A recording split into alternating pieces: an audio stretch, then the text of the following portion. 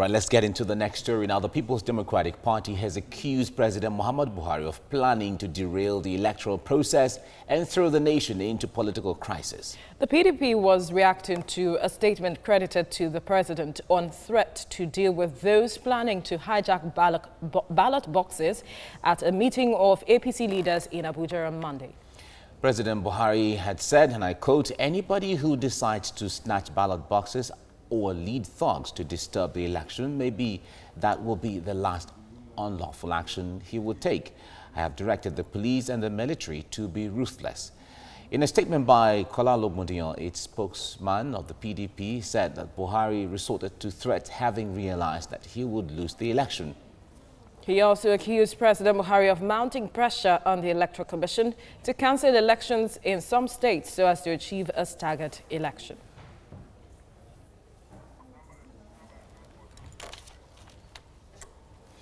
All right, joining us now is a social commentator, Dayo Lomogun. Dayo, it's good to have you join us right now. Sorry, excuse me. I wonder how the president's comment came to you, because since that comment came out, or that statement was made, there has been lots of controversies in support of and against the president. So for me, I think the president's comment, it came at a time where the time at which it came, maybe it was not the right time, but ordinarily looking at the comment, if you take the president as the father of the nation, maybe you want to say he was quoted out of context.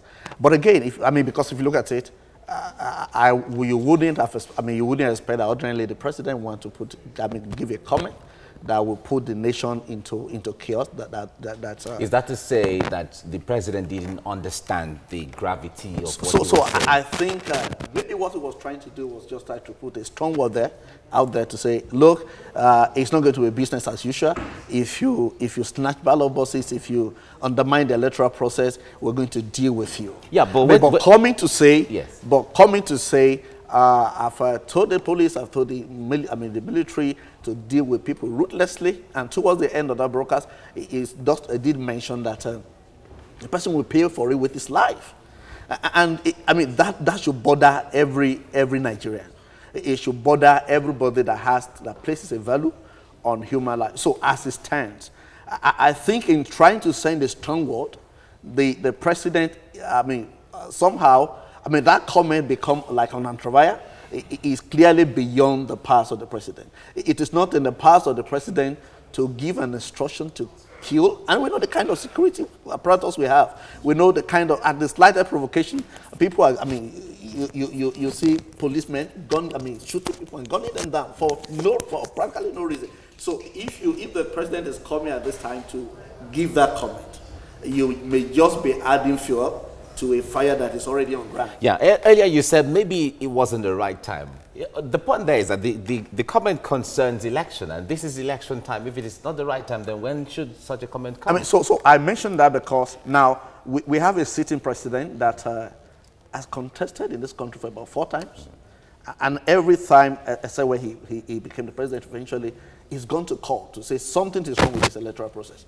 It's been rigged, it was rigged, it was rigged. So you were expecting normally, you had 4 years to address all these issues. We see the election that were conducted recently in the different states, the hard issue. Now, where are those elections were not adjudged to be generally free and fair? Were they electoral offenders? What has happened to them? Have you sent this signal out in these 4 years? You had 4 years. Is there anything to change in the electoral act? Can you bring in? Because clearly our electoral act addresses anybody that snatches ballots. All right. Dayo Lomogun, thank you so much for coming on the program. It's always my pleasure. Thank you.